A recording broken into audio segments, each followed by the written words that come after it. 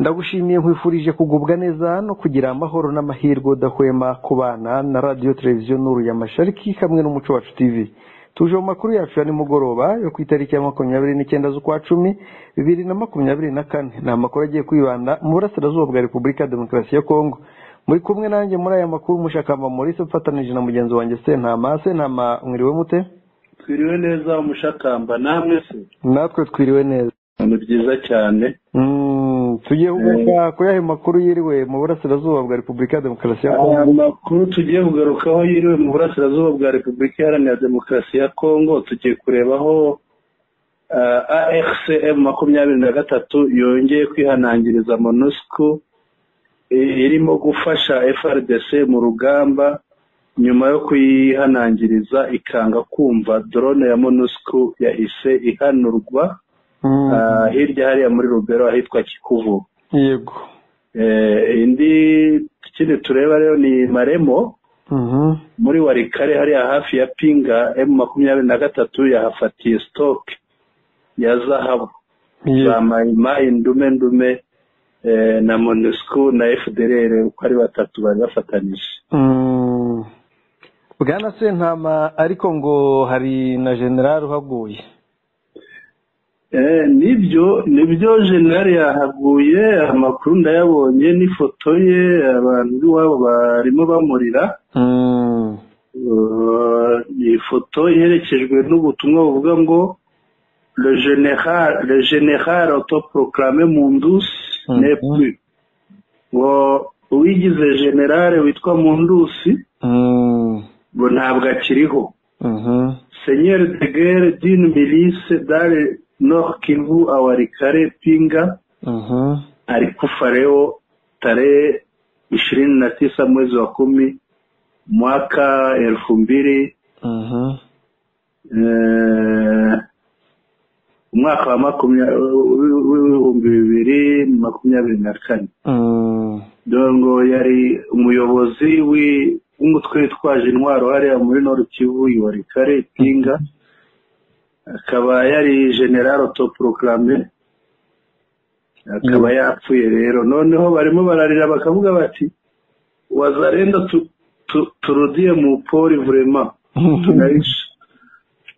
N'umuzarendo wabwiraga mugenzi we wazarendo twisubirire mu ishyamba rwose turashize. Urumva rero ko iriya mirwano ahitanye generale, ubwo abo yarayoboye bo ajyanye na zahabu. Kuko generale si ujya imbere, abafite abari bushyira imbere kuko ari mukuru. Yego. Urumva rero hashobora kuba hari abandi bagiye imbere nabo batari bake. Sinahashobora, ahubwo barahari benshi. Barahari pe. Imibare dushobora kuyibona ejo. Ntabwo umuhaye ibingibi, ntabwo mpaye imibare yose buriya ejo dushobora kubibona. Ngira ngo barahashira kuko intare za Sarambwe nta gahunda yo kubabarira guhari, kuko agaciro imeze nabi. Mu mugoroba barimo barira abantu baho, bavuga ko ubundi Pinga yubatse hagati y'imisozi. Hari umusozi barimo rero ngo uburyo barebana nabi, isaha iyo ari yo yose umuriro ushobora kwaka muri kariya gace twavuze kare batarafata kakandi ko hakurya y'uruzi. Yego. Ikindi turareba imyigaragambyo yiriwe Kinshasa. Yego. Ikindi tuza turareba Repubulika Iharanira Demokarasi ya Kongo kuva yinjiye muri EAC, mu muryango w'ibihugu bya Afurika y'Uburasirazuba, ntabwo irigera itanga imisanzu na rimwe. Ubu ngubu ikaba irimo akayabo gakomeye cyane. Bwana Mushakamba, Abanyarwanda bati ngo habe n'iritoboye. Nta uretse n'iritoboye nta n'irihomye. Rero ibi ngibi bikaba bituma biragayisha Repubulika Iharanira Demokarasi ya Kongo rwose, kuko ntabwo bigaragara neza. Ni ikintu kigaragara nabi kuba yarasabye ku munyamuryango, none ikaba nta n'ibitobo iratanga ni ibibazo bikomeye cyane. Ongeraho uti mu gihe yego yatagaguza mu bacanshuro n'abandi. Mu bacanshuro buriya mu mucanshuro ngo ahabwa akayabo k'ibihumbi 5 by'idolari uhabwa make. Buri kwezi. Buri kwezi. Urumva rero ko ni amafaranga menshi cyane, ntabwo yakabaye ibura yitanga Bwana Mushakamba. Yego. Ntabwo yakabaye ibura yitanga, yakabaye yatanga noneho ntibure n'ayihemba hari n'indi nkuru numva twazakoraho ngo bafite ikibazo cy'imishahara. Abakozi ngo barimo barijundika abantu abayobozi bo ku rwego rwo hejuru ko ngo bafite agatsiko katwara imishahara y'abakozi. Abakozi ngo bamaze igihe badahembwa. Ibyo bikongerwaho no kuba hari n'abakozi baba baringa bahembwa nabyo. Byose ni ibibazo. Reka rero tudatinze Bwana Mushakamba, M23 AFC yaba yihanangirije MONUSCO, yayihanangirije ite, bimeze bite, byagenze bite, inkurikizi ni iyihe? Ndaza kugusaba ubanze unyuremo muri avertisoma cyangwa se nyirantarengwa yatanzwe n'umuvugizi wa AFC M23 Lawrence Kanyuka. Reka mbanze ndebe niba nkirifite. Ndinyuremo ndisome tubyumve. Yego. Ariko gusa yewe riri hafi. Warinyoherereza noneho nkaheraho. Wenda byiza cyane kugira bidatinda, reka mbanze nsome uko byifashe. Yego. Baragira bati turasaba MONUSCO guhagarika ikoreshwa rya drone zayo no kureka kwifatanya n'imitwe Loni yashinje jenoside n'ibyaha byibasiye inyokomuntu. Iri huriro ry'ingabo za leta ya Kinshasa ry'iby'inka zirenga 50 ryica abashumba 2 rikomeretsa abandi 2 kuri uyu wa kabiri ahagana saa 7 muri Karongi kwa Koki. Aho hagana kwa Koki yari umuntu w'umuzungu. Ni umuntu w'umuzungu wari hafite ifamu anahatuye, barahamwitiriye niyo ikora Koki, ariko ubanza Koki ni mu Kinyarwanda ubundi yitwaga ngo Koke. Yego. Ubwo rero ni hariya ni hejuru za Gisuma. Muri ziriya nzira zerekeza i Gatare na Masisi. Naho ngaho tangazo ryakugezeho. Reka nze ndirebe noneho turisesengure turyumve. Ngira ngo ni itangazo ryatanzwe n'umuvugizi wa AFC M23 Bwana Lawrence Kanyuka. Wenda bamenye ko rije nyuma y'itangazo ryasohotse ruri officiel ku munsi w'ejo nabwo ribigarukaho. Yego. Noneho yanditse ati nous appelons la MONUSCO à cesser l'utilisation de ces drones et à mettre fin à sa collaboration avec les forces condamnées par les Nations Unies pour génocide et crimes contre l'humanité. Turahamagarira MONUSCO ziriya ngabo z'umuryango w'abibumbye ziri mu butumwa hariya muri Kongo turekeraho gukoresha drone zazo, ariko zimwe magambo zikoresha zifasha FRDC na FDL bariya mbese bahanganye na iriya coalition iri ihanganye na AFC 23. Ati bahamagarira guhagarika gukoresha drone zazo no guhagarika imikoranire hagati yazo n'ingabo zashinzwe ingabo zashinzwe n'umuryango w'abibumbye, zashinzwe jenoside n'umuryango w'abibumbye, zigashinjwa n'ibindi byaha byibasiye inyokomuntu. Ces forces coalisées du régime de Kinshasa ont volé plus de 50 vaches, tué 2 gardiens et blessé 2 autres ce mardi 29 octobre 2024 aux environs de 1 heure à Karongi kwa Koki. Haravuga ko izi ngabo izi ngizi MONUSCO ifasha. Yego. Ubwo ni ukuvuga FARDC n'abafatanyabikorwa bayo. Izi ngabo zibye inka zirenga 50, zica abashumba 2, zikomeretsa abandi 2 kuri uyu wa kabiri tariki 29 z'ukwezi kwa 10 2024, ahagana isaa saba z'ijoro ahitwa Ikarongi kwa Koki. Ni kwa wa muzungu twatangiye tuvuga. Yego. Elle doit au contraire s'engager en faveur d'une résolution pacifique du conflit en cours. Avuga ko MONUSCO yari ikwiriye igomba binyuranye na biriya ikora,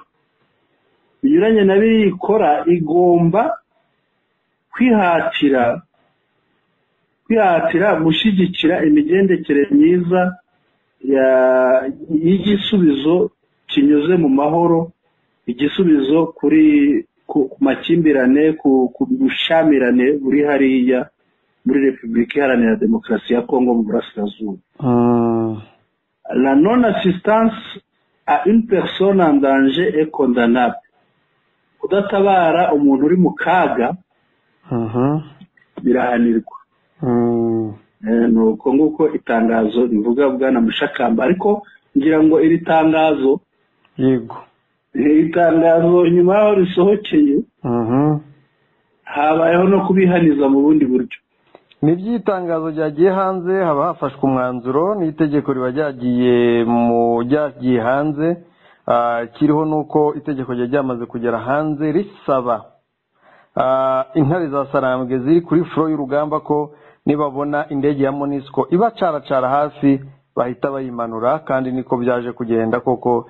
Indege ya MONUSCO ya drone yahise imanuka yigaragura ku butaka yitwa Kikovu Bwana Sentama, ndetse nk'uko bigaragara indege za MONUSCO na bimwe mu bikoresho bya MONUSCO byinshi biba biri mu ibara ry'umweru, ndetse nk'ababibona niba ndabyita baba hari ikintu kimeze nk'ikibyibushye kiba kiri kuri la drone.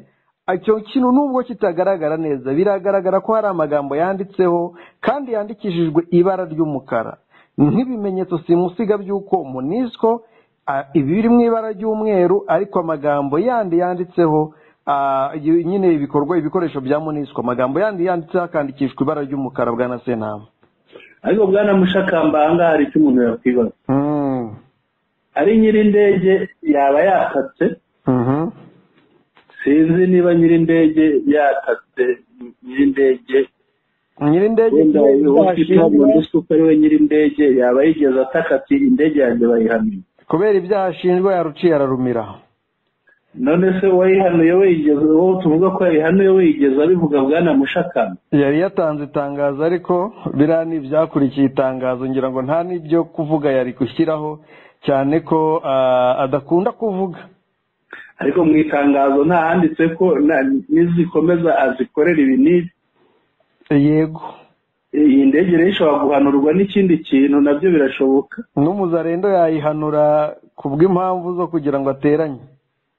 Cyane ko atari kure ya hariya yayihanura Bwana Mushakamba. Ikindi abantu bagomba kumenya, iriya ndege yahanuriwe hagati hafi y'ibice M23 control, ariko mu bindi bice bitarimo M23. Birumvikana, urumva uvuga n'urundi ruhande rwayihanura birashoboka. Yego, gusa tubihuje n'ibyatangajwe na M23, byaba ku rundi ruhande kuri twebwe dukurikira intambara uko imeze. Uriya umwanzi wawe uwo ari we wese aba ari umwanzi wawe, n'inshuti y'umwanzi wawe aba ari umwanzi wawe, mu gihe adakomeje, kuko MONUSCO ubwayo yigaragarije isanzwe yemera kwishyigikira ingabo za Repubulika ya Demokarasi ya Kongo, kandi ikayishyigikira mu kurwanya M23 ndetse yanemeye gutanga ibikoresho cyangwa ibikoresho ifite kuzabisigira ingabo za SADC. Ibyo rero bikaba bivuze ngo kuba M23 yarasa igikoresho cya MONUSCO cyangwa se indege ya MONUSCO nta kosa yabikoze, nubwo bitakakirwa neza ariko nta kosa yabikoze. Ngira ngo si rimwe si kabiri MONUSCO inashinja inavuga ko ibikorwa byayo cyangwa indege zayo zagiye ziraswa, nubwo nayo itajya igira icyo ngo ivuge M23, nk'uko M23 nayo itavuga ngo itigamba ngo hari ibyo yahanuye, ariko ikagira gutya ikagaragaza amakosa MONUSCO iri gukora muri iyi ntambara. Yego bwana Mushakamba, ariko kugeza ubu giye sindabihamya cyane, n'ubundi bihamya gese ndabiho byanyemereye tunyuranye mu gace, kuba ntawe wigamba ko yaba yahanira ya ndege, kuba na nyirayo ataravuga ati indege yanjye yahanuwe na kanaka, kuba hari imbaraga nyinshi zishobora kwihanura nabyo buriya Wazalendo bashobora kurarirwa bakavuga bati twihanuye twabateranya, nabyo birashoboka. Bashobora kwihanura bibwira ngo bari kurasa M23. Yego cyane ko bo gutandukanya bitewe n'ibimogi babanyoye.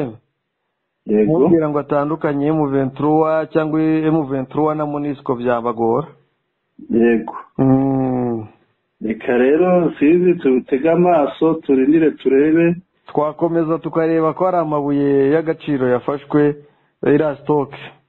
Yego reka twerekeze hariya Warikare, hariya ni mu nkengero za Pinga. Yego aho bari baragize ikigega, turebe twumve uko bimeze. Noneho rero turebe hashobora kuba habereye imirwano umunsi ikomeye cyane, aho bari abantu bari barahahishe amabuye y'agaciro, bakaba bavuze bati ntabwo twavirira iriya mari ntitwayisiga bwana Mushakamba, basubira noneho baremera bariyahura, ariko ngo ntabwo byari byoroshye. Iriya mari ntiyabura kugwaho umuntu rwose, ni handi bavuga bati uyu munsi yarapfa umuntu. Yego nibyo ahitwa Maremo habaye intambara ikomeye cyane, n'urugamba bivugwa ko rwamaze amasaha abiri isasu ridaceceka bahanahana.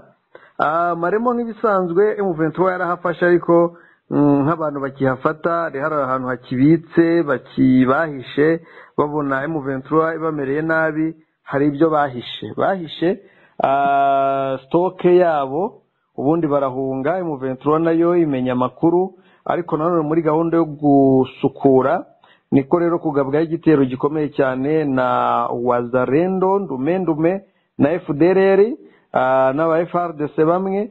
Amakuru yakemeza ko hari stock ikomeye cyane nini irimo amabuye y'agaciro, ubwo bitewe nuko diyama arizo ziganje, nako zahabu arizo ziganje muri biriya bice bya Warikare, turaza kuvuga ko ari zahabu. Muri urwo rwego turavuga ko ari zahabu. Rero imirwano yatangiye kuva saa 6 irangira mu masaa 8. Amakuru rero akemeza ko hapfuye abasirikare ba FARDC, FDLR, Wazalendo batari bakeya, ngo bashobora kuba hari n'amakamyo yaraje gutanga umusada akagwa mu gico cya M23 agatwikirwa aho ngaho n'abari bayarimo bose, ubundi abandi bakirukanga bagashwiragira. Iyo stoke y'amabuye y'agaciro yaririnzwe n'aba Mayimayi, kuko nicyo bakoreraga MONUSCO, bikaba yari ya MONUSCO. Ari nayo mpamvu izi drone ziri gukora cyane, ariyo mpamvu drone za FARDC za MONUSCO zasizoye mu gutatira cyangwa mu gushakira amakuru Wazalendo na FARDC aho ziri, noneho bakabona kuhagaba ibitero. Izi drone zimaze kugaragaza aho M23 iri cyangwa se aho yiganje, ubundi bakahagaba ibitero, ariko kubw'ibyago byabo bagasanga intare za Sarambwe ziri maso bwana Sentama. Muri ako gace rero nanone amakuru aremeza ko yitwa Kitika CMC Nyatura na FDLR n'imbonerakure za CNDD FDD bagerageje gucengera bagana muri Masisi, aho bahageze kubw'ibyago byabo bagasanga intare za Sarambwe ziri maso rwose, imbunda zirogeje, ubundi hakaba imirwano 45 bagahasiga ubuzima, abandi 130 bagera mu 135 bagahunga mu mashyamba agana Pinga bwana Sentama. Uko niko rero byaje kugenda, ntibyari byoroheye. Uyu mwanzi wa M23 wari we FRDC, Wazalendo na FDLR ndetse n'iyi MONUSCO iri kubabazwa nuko abambari bayo bakomeje gukorwamo gatanu ku kandi.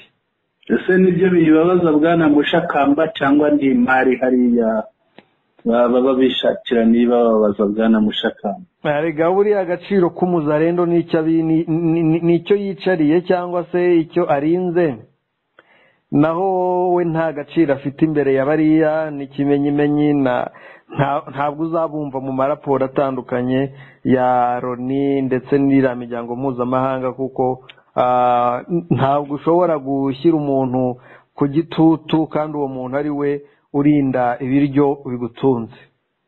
Yego bwana Mushakamba, reka urakoze cyane, reka tunyarukire Kinshasa. Yego, Kinshasa rero kuva aho Perezida Tshisekedi avugiye ko ashaka guhindura itegeko nshinga bwana Mushakamba, birakomeye, abantu benshi bashyushye. Wabonye ihuriro ryo byari amashyaka ashyigikiye Kabila, iyo bita FCC, bariya nabo bamwamaganye. Baba Cenko ni inama nkuru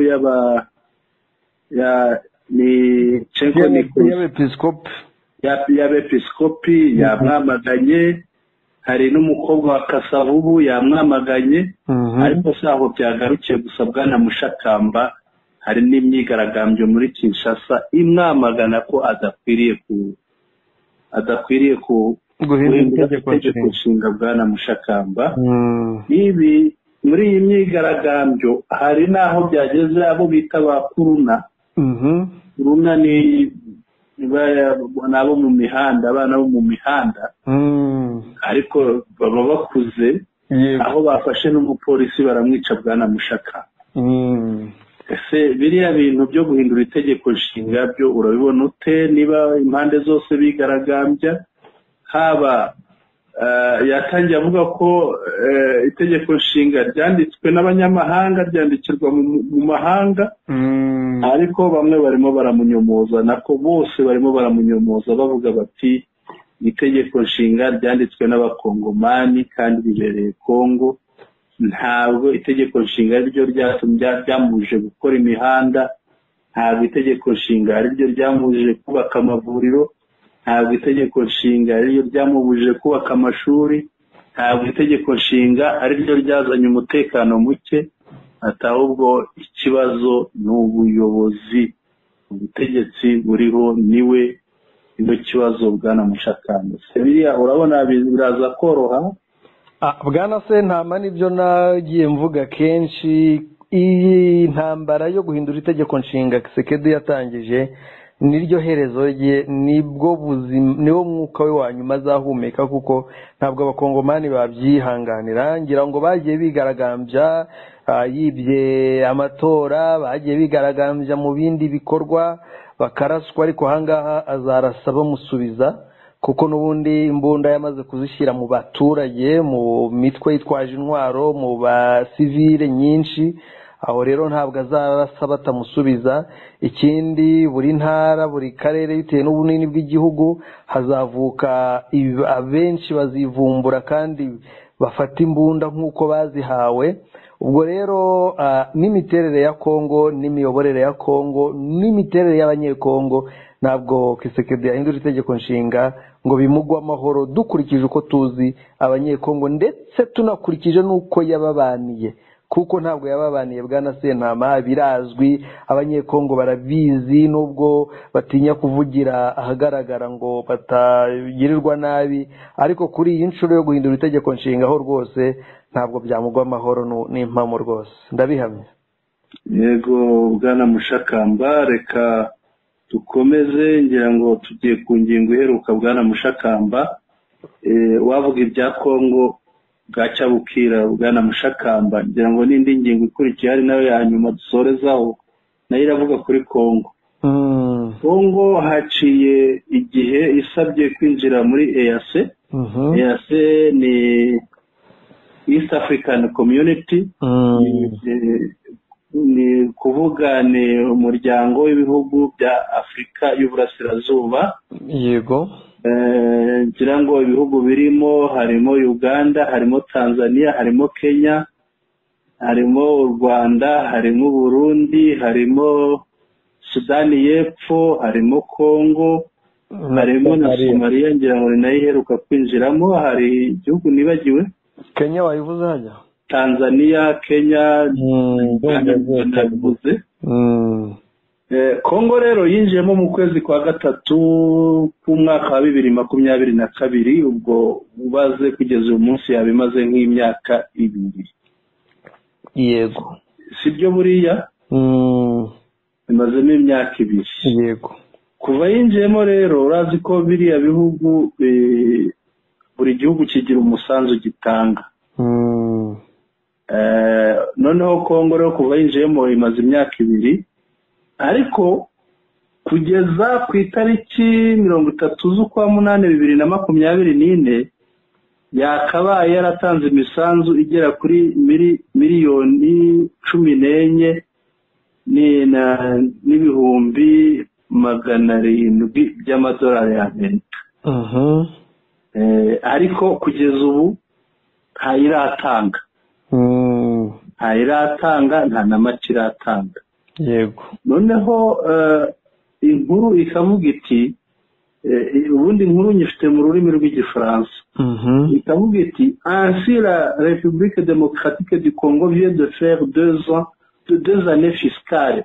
Imaze imyaka 2 ingengo y'imari sans verser aucune contribution, au moment où l'East African Community a commencé à percevoir la contribution de l'année 2024-2025 à partir de la date du 1er juillet 2024.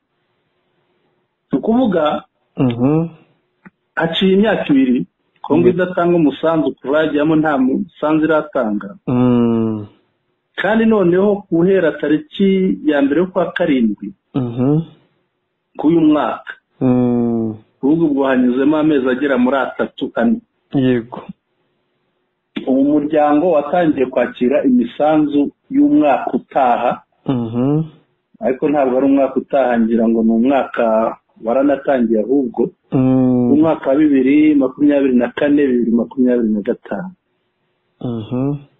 Noneho inkuru igakomeza ivuga iti, la Somalie qui est entrée à l'EAC un peu après la République démocratique du Congo, presque 2 ans plus tard, c'est-à-dire en mars 2024. Somalia yo yinjiye mu kwa gatatu gushize. Yego. Urumva yimazemo amezi. Vient de contribuer 7 imaze gutanga miliyoni 7 n'ibihumbi 850 by'amadolari y'Amerika. Urumva ko bitandukanye bihabanye. Au moment où la RD Congo doit verser une contribution de 22 millions 500 000 dollars américains d'arriérés pour 3 années. Ubu imyaka 3. Ubu Kongo imaze kugezamo imyaka 3. Yego. Muri iyo myaka 3 ubwo ni ukuvuga irabarwaho ibirarane bigeze kuri miliyoni 22 n'ibihumbi 500 by'idolari z'Amerika. By'imyaka 3. Ubwo umwaka wa mbere ntiyawutanze, wa kabiri ntirawutanga, none n'uwa gatatu ugezemo yanze gutanga. Mbese yubanza wagira ngo yarizi ko kujyamo ari kwiyandikisha gusa ingiyemo. Ntango basomye bya bindi byabo bemera ariko batasomye. Noneho inkuru igakomeza ikavuga iti lors de la conférence de presse en Uganda mu gihe cy'ikiganiro n'abanyamakuru cyabereye muri Uganda honorable député Denis Namara de l'EAC de Uganda ni umudepite wa EAC ufite inkomoko muri Uganda witwa Denis Namara a dit à ses collègues congolais que la RD Congo doit participer en utilisant la technologie de l'information car l'EAC se charge de logistique pour eux, y compris le logement. Bashobora kuba batarakoreshaga ikoranabuhanga bwana Mushakamba kandi noneho EAC ibishyurira ikoranabuhanga. Uyu mudepite wo muri Uganda abwira abagenzi be bakomoka muri Repubulika Iharanira Demokarasi ya Kongo ko bagomba kujya bakoresha ikoranabuhanga cyane ko uyu muryango ubishyurira byose ibikenerwa byose kugira ngo bakore byaba ikoranabuhanga byaba n'amacumbi byose. Il a ajouté que pour une année et demie qui venait de s'écouler, l'EAC aurait dépensé 3 millions de dollars américains uniquement pour les députés de l'EAC d'origine congolaise et pourtant la RD Congo devrait payer toutes ses contributions. Yongeyeho ko mu mwaka n'igice wari umaze gushira icyo gihe bivugaga urumva ko bari bamaze umwaka n'igice ko EAC yari imaze kwishyurira aba badepite miliyoni 3 z'amadolari ya Amerika bya bindi bakenera gukora bya buri munsi kandi nyamara Kongo yo nta n'umusanzu yatanze. Rero ikwiriye kugira uruhare mu mikorere ya EAC igatanga imisanzu yayo nayo kugira ngo ibintu bigende neza. Bwana Mushakamba ibintu hari umugenzi wacu ujya akunda kuvuga ati ibintu byabaye chambarde. Kuba chambarde ni ukuvuga biba byazambye bitameze neza. Yego. Ibintu bya Kongo byose ko bikomeza kuba chambarde, ibi bintu urabibona uti? Abakozi ntibahembwa, umuturage nta mutekano, abana ntibiga, itegeko nshinga naryo rigomba kuba chambarde. Ibi bintu urabibona uti? Bari abagabo bakunda ibyiza ariko ntabwo bajya bifuza kubiharanira. Ubwo ndavuga bari abagabo ba Kisekedi nabo bafatanije. Ikindi bakunda kwiyemera no kugaragaza ko bahari kandi bakora, cyangwa se ari abantu bakomeye, ariko byo rwose bareba ibyabo byo bashyira mu mufuka, ntabwo bajya bashyira bareba ibyagira inyungu ziri rusange. Rero bwana Sentama, ikintu ugomba kumenya cyo ni kimwe, usibye n'ibi n'ibindi bizavugwa, niba abantu barananiwe kubaka ibiro bya ambasade zabo, buriya bakorera mu igaraje bwana Mushaka. Yego, bakagera aho bakorera mu igaraje. Buriya abantu bavuga ko ushobora mu cyumba iwawe imbere ashobora kutasa neza cyangwa kugira utudefo twawe ushobora kuduhishamo, ariko waba usohotse mu rugo ugasohoka usa neza kugira ngo abantu batagucishamo ijisho. Niba abantu batagira isoni zo kuvuga ngo ibihugu dukoreramo baraducishamo ijisho, ntabwo bashobora kwemera gutanga contribution mu miryango itandukanye. Ura nuko na SADC itabashyira hanze, ushobora gusanga SADC nayivuze nako bari baranze kuyitanga, bayitanga ari uko bemeye kubutanga ingabo ziza kubarwanira. Ayo makuru mise nyibuka. Ubwo rero Kisekedi mu gihe kiri ubutegetsi bwa Kisekedi, izo nenge zizavugwa kuri Kongo ibihe byose bwana Sentama. Yego bwana Mushakamba, ubu n'ibindi n'akataraza Kongo izakazana dutegereze tuzabona n'ibindi. Bwana Mushakamba, dusoreze inkuru yacu aho ngaho. Yego, reka twibutsa abari badukurikiye ibyo twaganiriyeho. Tuganiriye ku buryo M23 yihanangirije MONUSCO yiyama yibwira ko itakwiriye kongera gutanga drone zayo mu gufasha FARDC, cyane ko FARDC yihuje n'ingabo za sinzita ingabo sinzi ko ndi buzite n'abarwanyi se tubivuge dutyo, n'abarwanyi ba FDLR, abarwanyi umuryango w'abibumbye wahamije jenoside n'ibyaha byibasiye inyokomuntu. Tuganira ku mirwano yabereye ahitwa Maremo muri Warikare, ni hariya mu nkengero za Pinga, yego, aho habereye imirwano hagati ya M23 na Mai Ndume za Guido Shimirayi zifatanije na FARDC na FDLR, bakaba bakubiswe n'intambara yamaze amasaha agera muri 2, ariko ngo amakuru nuko bari bagarutse kureba zahabu aho bari bayitsimbye Bwana Mushakamba. Ikindi twaganiriyeho ni imyigaragambyo irimo kubera muri Kinshasa ishingiye ku ijambo rya Tshisekedi ritangaza ko azahindura itegeko nshinga rya Repubulika Iharanira Demokarasi ya Kongo. Ikindi tuganiriyeho ni ukuba Repubulika Iharanira Demokarasi ya Kongo yinjiye mu muryango wa Afrika w'ibihugu bya Afrika y'Iburasirazuba uhera mu kwa gatatu ku mwaka wa 2022. Icyo gihe cyose ikaba imaze imyaka ijya kugera hafi 3 nta musanzu n'umwe utanze Bwana Mushakamba. Reka ninira ahangaha nshimire abari badukurikiye na Ntama, ariko no kugenda ntabibukije gukanda subscribe haba ku Muco Wacu TV ndetse no kuri radio televiziyo Nuru ya Mashariki, kugira ngo amakuru yacu ajye abizanira mu buryo bworoshye. Kandi gukanda subscribe bikorwa rimwe, ntawe ubikora ubwa kabiri, iyo ubikoze ubwa kabiri ubusohotsemo.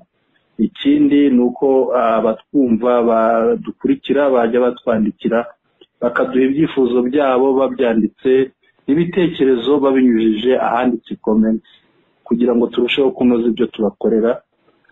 Umugoroba mwiza rero Bwana Mushakamba, mikoro ni yawe. Urakoze cyane Bwana Sentama, mwifurije umugoroba mwiza, mwifurije ibihe byiza, abadukurikiye mwese mugubwe neza aho muri no mu bihe byaryo byose murimo. Uwiteka akomeze abahire.